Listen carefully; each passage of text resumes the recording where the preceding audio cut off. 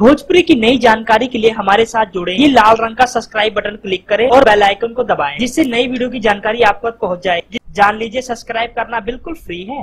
Superstar Khesari Lal Yadav ने कहा काजल राघवानी से मेरा कोई अफेयर नहीं। जी हाँ दोस्तों, काजल राघवानी से मेरा कोई अफेयर नहीं, ये कहना है सुपरस्टार खेसारी लाल यादव का।